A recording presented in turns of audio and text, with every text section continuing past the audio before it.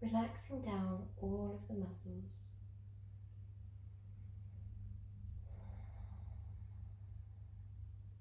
Allow everything to be switched off, melted down and disengaged. The jaw, the forehead, the cheeks.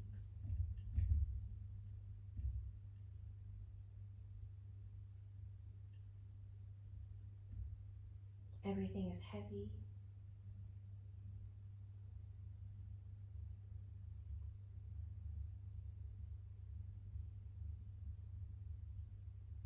Observe the subtle energy movements through your body whilst you're laying completely still.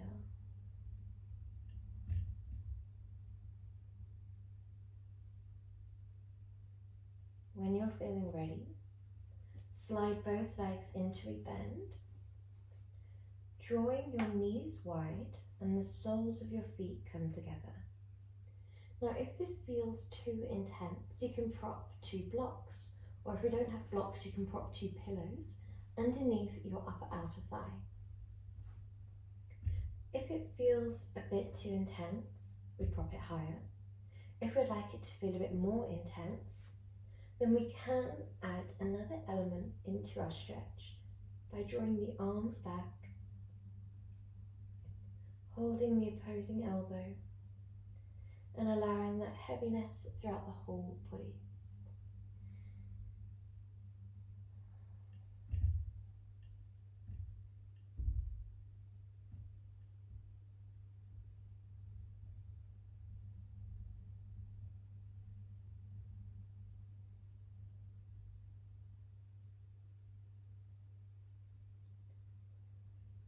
When we practice each yin pose, melting down the muscles, we're naturally going deeper into the yin tissues of the body. The yin tissues are the ligaments, the tendons, the fascia, the joints and the bones. So we'd like to focus on these parts of the body in a way that they enjoy to be moved, these long, still, deep stretches. We hold them for as long as it feels right for you. When it feels like we're just holding a deep stretch, we commit to complete stillness. When it feels around a 7 out of 10, not intense or so intense that all we can think about is when it will be over, but not too gentle so that the mind is completely wandering away. We want the awareness to be able to settle on the sensations within the body.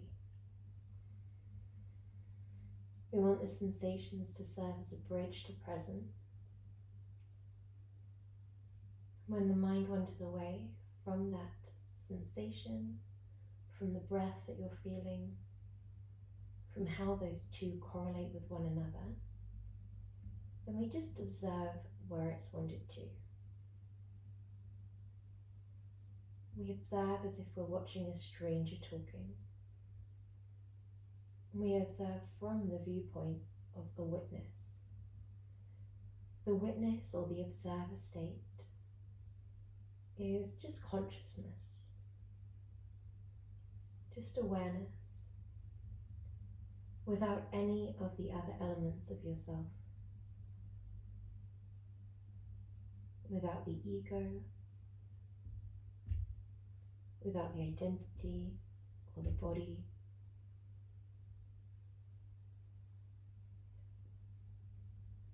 When we observe from that observer state, we're not attaching any meaning to what we observe. We're not attaching our identity. The thoughts don't reflect anything on who we are. We're just the observer. We're just consciousness separate from the rest of ourselves.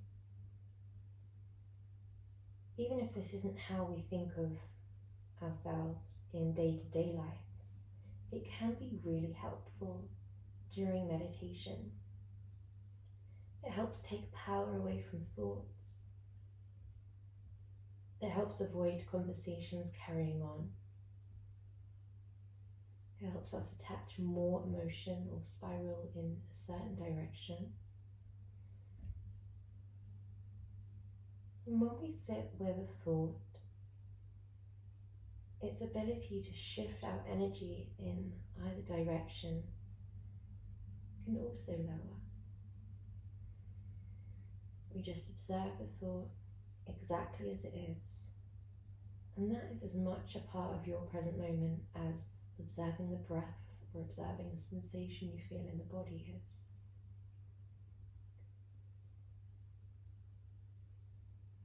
We don't have to do anything. We just have to be. We have to exist in silence, free from the responsibility to respond or react or reply. When you're feeling ready, slowly draw your legs together.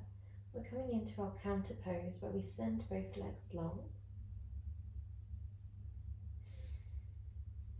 And then relax down every muscle. Your arms could stay back or they could send long. Or if this feels a bit intense on the shoulders, they could guide down by your side instead.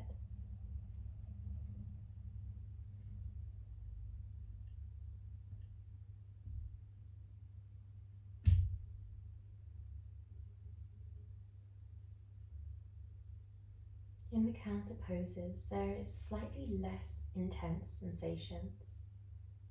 Sensations tend to be a little bit more flowing and gentle. The areas that we've been stimulating or compressing have this nice gentle flow of blood flow or energy through them. So we're just observing those very subtle movements, observing the heaviness of your body still, observing how much movement there is whilst you're completely still. When you're feeling ready, as slowly as you can, we roll onto one side and we come into our toe tuck. So we're going to tuck the toes underneath the body and sink the hips back. If you're finding it a bit hard to breathe in that position, draw your knees wide and forward fold. If you prefer that more intense feeling, then we can draw the knees together and allow the spine to roll forwards. And then switch off all of the muscles. It's very difficult sometimes to switch off the area that we're targeting. So here, for example, we're targeting the feet. So it can be difficult to switch off the feet, the calves and the hamstrings, the glutes, the quads. Just do a little map through your body, switching off wherever you can, wherever you feel comfortable to.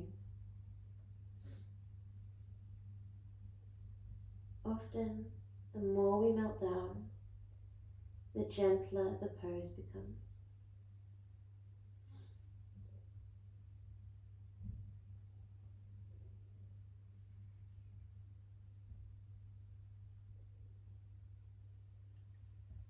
If you would like for these last 10 seconds in this pose to make it a little bit more intense, then you can come up into a kneeling position with that same relaxation through the base. We're just here for 5 more seconds.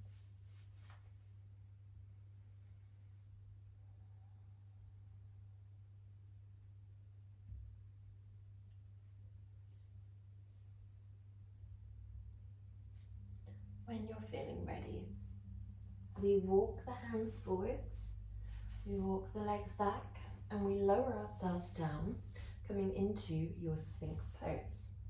So we're going to draw the palms together, the hips down, and the elbows directly underneath the shoulders. You could let your head hang forwards, or we could look directly forwards. target area here is the lumbar spine. So it doesn't matter if we are relaxed through the rest of the body. Essentially, in yin, we like to relax as much of the physical body as we can, because we know how intertwined the body and the mind are.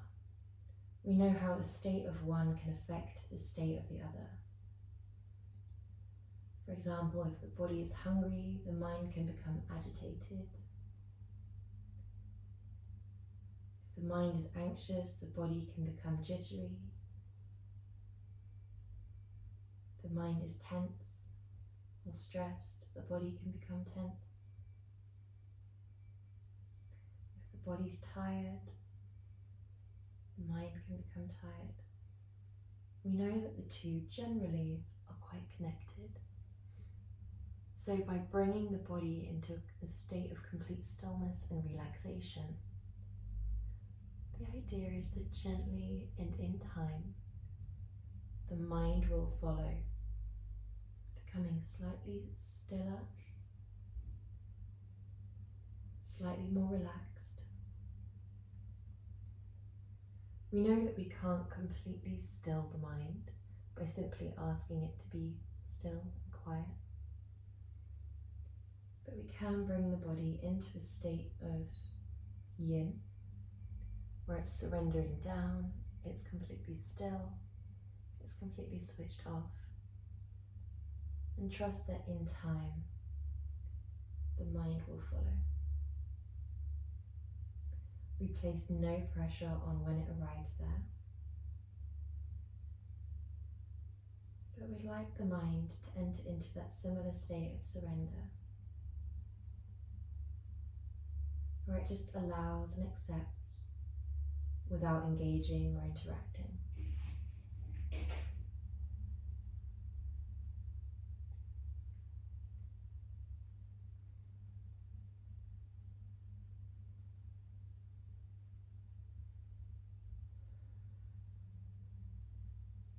I often find it quite helpful when a thought does arise to visualize the thought just in front of the head. We allow it to exist in stillness. We don't carry the conversation forwards, and we don't trace the conversation back to work out how we got there. We don't reject the thought and push it away, but we don't accept it as part of us and pull it in. We just allow it to exist there, in stillness. We observe in stillness. When you're feeling ready, we're coming into our counter pose. We draw our left forearm parallel to the front of the mat, right forearm parallel to the right side of the mat, and we draw that right leg out as well. We relax down like so.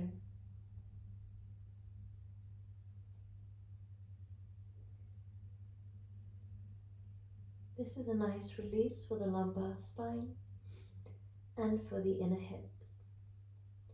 Generally, the more we engage the body, the more this pose will feel intense.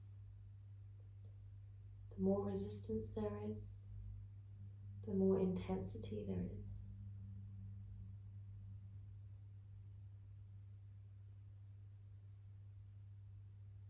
So we soften wherever we can. We allow the pose.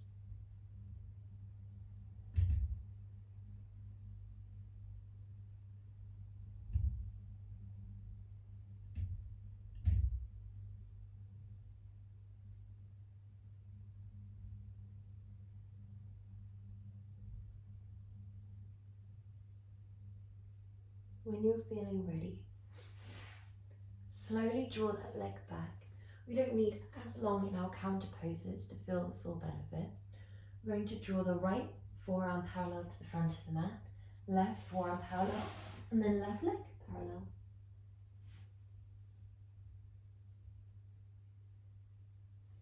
We relax down through all of the muscles. We switch off wherever we can.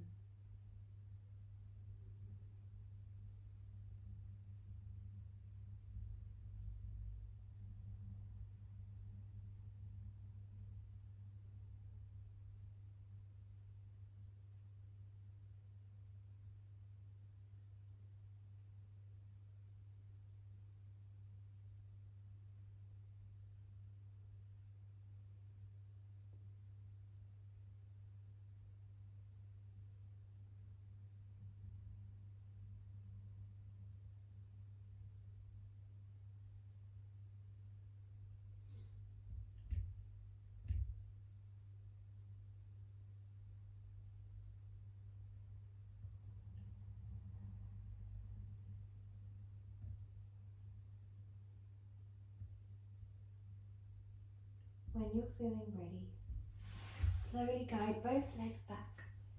We make our way up into a nice tall seat, like so.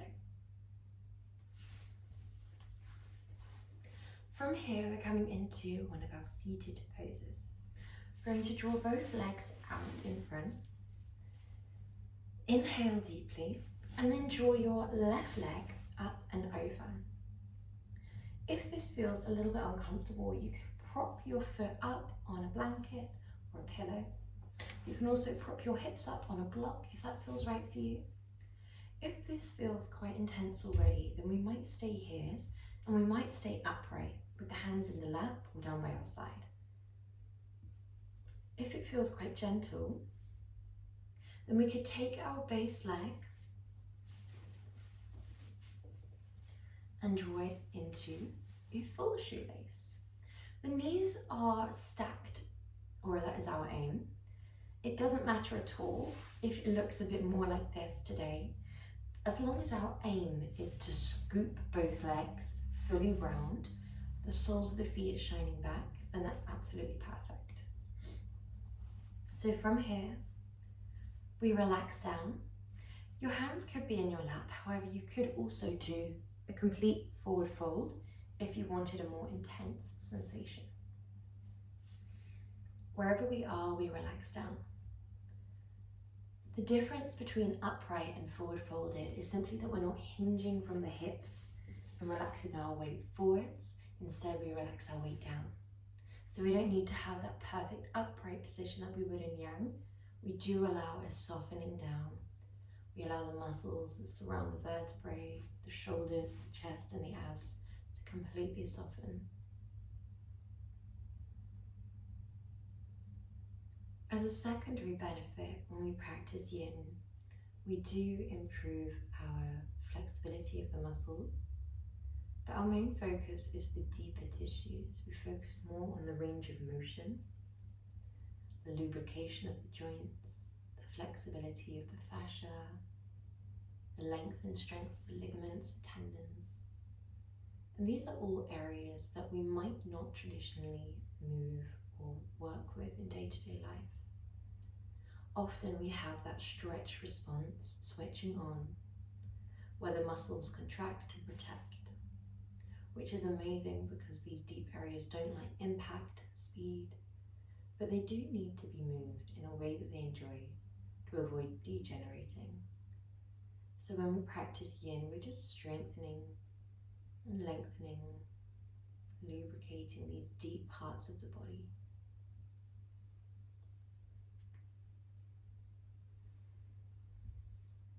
Similarly to how when we practice yang yoga, we release tension that we hold within the body.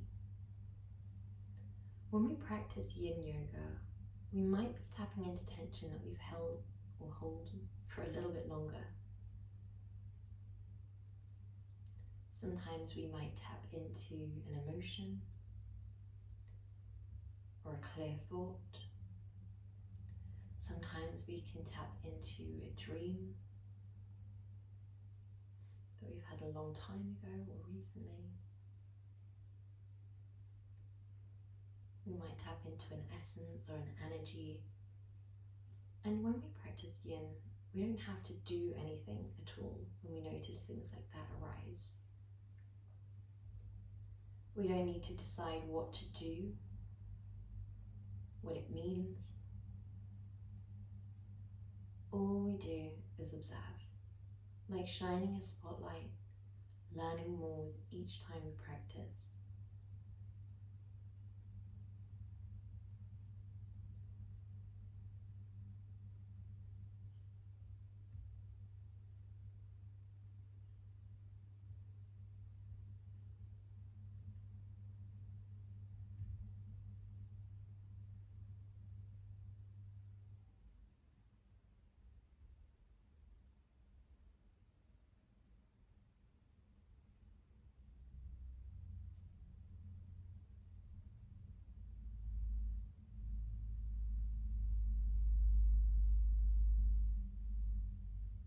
The more we relax down the muscles, the gentler the pose becomes.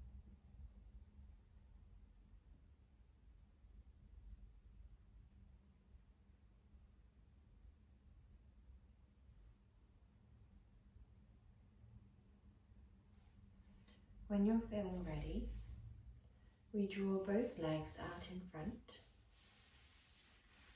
and we allow our counter pose of just sending the legs long. We become completely relaxed here. We switch off.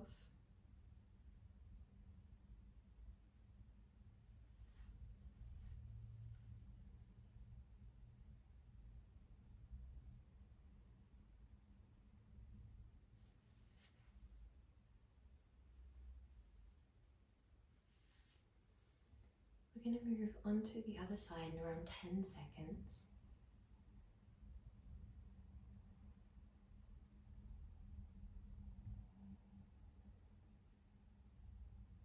When you're feeling ready, we're going to grab the right leg up towards us and hook it up and over. We could either stay in half shoelace or come into full shoelace. We'd like the pelvis to be relatively squared off at the start of your practice, so we'd like both sides of the hips to be down on the ground. If they're not, you could prop yourself up with a block. However, even though we start with that quite specific structure within the body, as we then melt down into the pose, wherever you fall is your perfect version of this pose. So we start off focusing on alignment, and then we only focus on how it feels. As soon as we switch off the muscles, gravity levels us down into our limit or our edge. We never want to surpass our edge. We just want to stay at our edge. Once you've met that edge, we commit to stillness. We relax down every single muscle.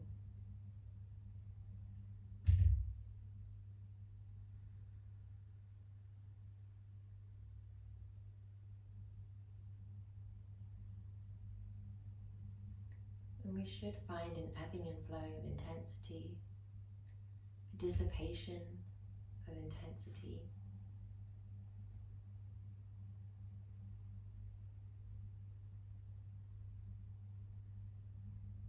I often find that when a thought arises, a helpful way to release away the thought can simply be by releasing the tension from the muscles in the face and shoulders.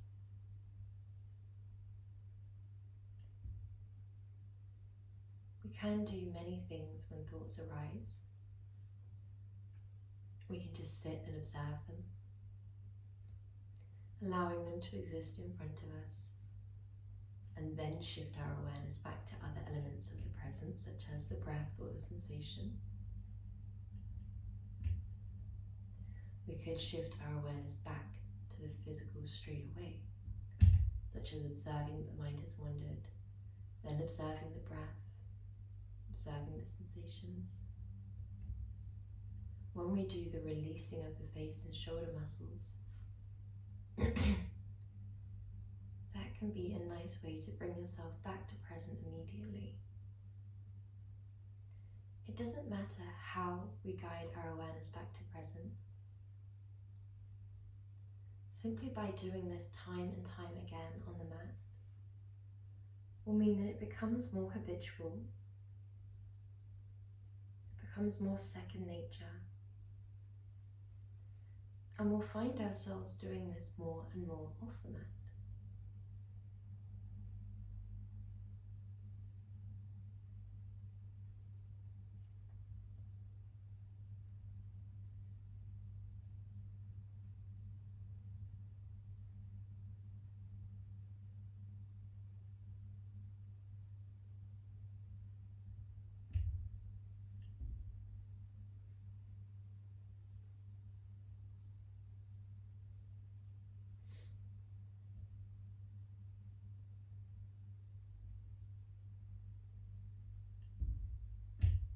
When we do find ourselves able to get into that meditative state, where we're present, and when the mind wanders we can guide it back, then it allows us to improve areas related to emotional regulation, attention, memory. It allows us to lift our mood.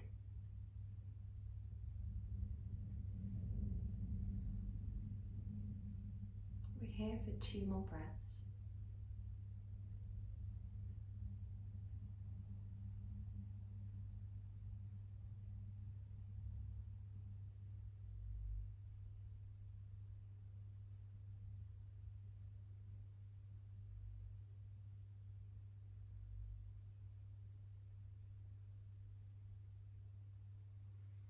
Whenever you're feeling ready, you can use your hands to draw your legs away.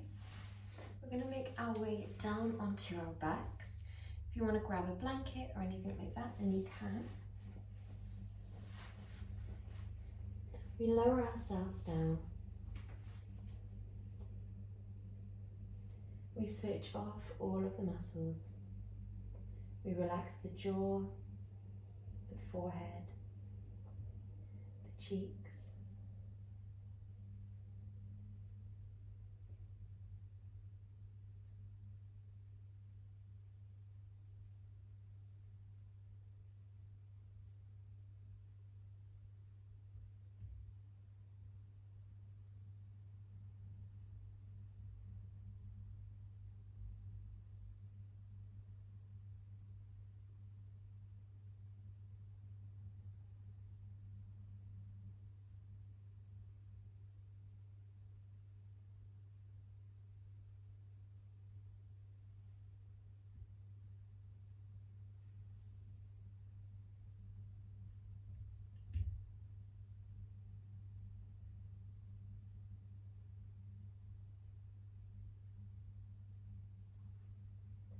If your mind starts to wander, allow yourself to observe where it wanders to.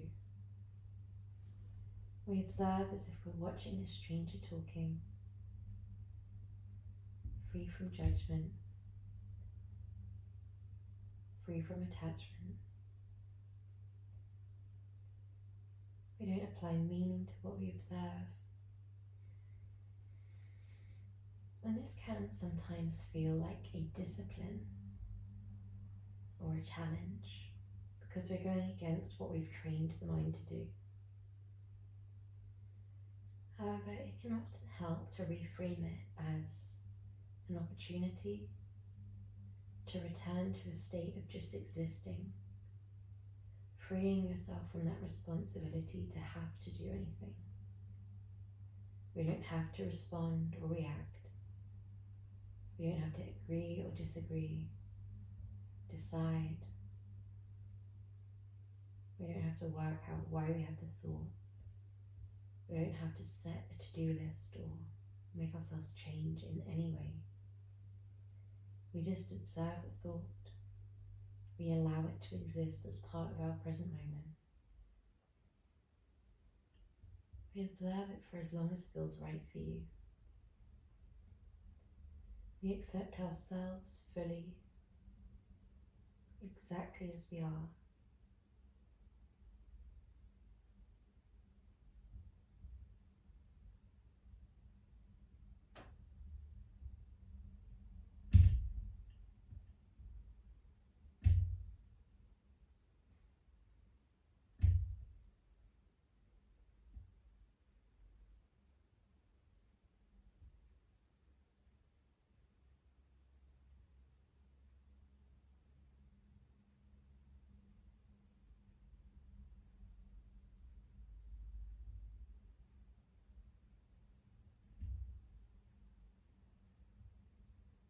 Whenever you're feeling ready, slowly bring movement into your fingers and into your toes.